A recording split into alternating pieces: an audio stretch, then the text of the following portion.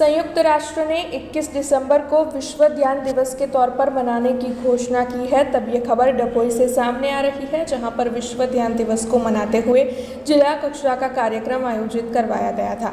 दरअसल विश्व ध्यान दिवस को मनाते हुए वडोदरा केळवणी मंडल संचालित आर्ट्स एंड साइंस कॉलेज के मैदान पर जिला कक्षा के कार्यक्रम को आयोजित करवाया गया था, जिसमें मुख्य अतिथि के पद पर प्रांत अधिकारी रविराज सिंह परमार समेत वडोदरा जिला पंचायत के उप प्रमुख अश्विन वकील, वडोदरा जिला महामंत्री बीजे ब्रह्मभट्ट और अन्य कई अग्रणी मौजूद रहे थे। इसके अलावा विश्व ध्यान दिवस को मनाते हुए विभिन्न शैक्षणिक संस्था, पुलिस स्टाफ, होमगार्ड और जीआरडी जवान समेत योग प्रेमी नगरजन भी वहां पर बड़ी तादाद में पहुंचे थे।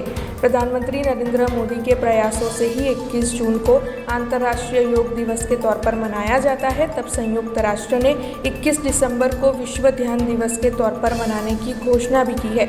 इसी के तहत गुजरात राज्य योग बोर्ड के जिला कोऑर्डिनेटर इंद्रजीत सिंह परमार के मार्गदर्शन और डभोई नगर और तालुका के योग बोर्ड के सभी शिक्षकों के सुंदर संचालन के तहत ये कार्यक्रम आयोजित करवाया गया था। आज 21 डिसेम्बर 2024 विश्व मेडिटेशन दिवस प्रथम આપણે ઉજવી રહ્યા છે અને આ દિવસ માનનીય આપણા દેશના પ્રધાનમંત્રી શ્રી આદરણીય નરેન્દ્રભાઈ મોદી સાહેબની પ્રેરણાથી સમગ્ર વિશ્વને 21 ડિસેમ્બર વિશ્વ યોગ દિવસની સાથે સાથે આજે વિશ્વ મેડિટેશન દિવસ પણ પ્રાપ્ત થયો છે।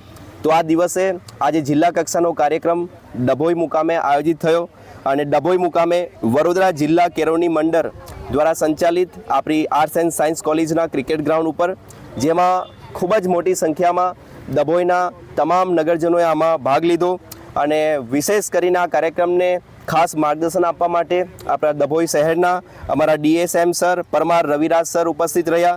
સાથે સાથે અમારા પટેલ શશિકાંતભાઈ હીરાભાઈ કે જેમના પ્રયાસથી, જેમના સહયોગથી અને એમના માર્ગદર્શન હેઠળ અમને આ કેમ્પસ પ્રાપ્ત થયું અને આ સમગ્ર કાર્યક્રમનું સુચારુ રૂપે અમે આયોજન કરી શક્યા અને યોગના માધ્યમથી આપણા જીવનની તમામ સમસ્યા શારીરિક, માનસિક અને ભાવાત્મકથી દૂર થાવ એટલા માટે 21મી જૂન વિશ્વ યોગ દિવસ ઉજવી રહ્યા છે અને 21મી ડિસેમ્બર આપણે ઉજવી રહ્યા છીએ વિશ્વ ધ્યાન દિવસ। તો આ વિશ્વ ધ્યાન દિવસ આપણા સૌમાં ધ્યાન કરાવે અને આપણે સૌ રોગોથી મુક્ત થઈએ, એ જ આપણો સંકલ્પ છે। તો હું ગુજરાત સરકાર વતી આપ સૌનો આભાર વ્યક્ત કરતા આજના સફળ કાર્યક્રમ બદલ આપ સૌનો આભાર વ્યક્ત કરું છું।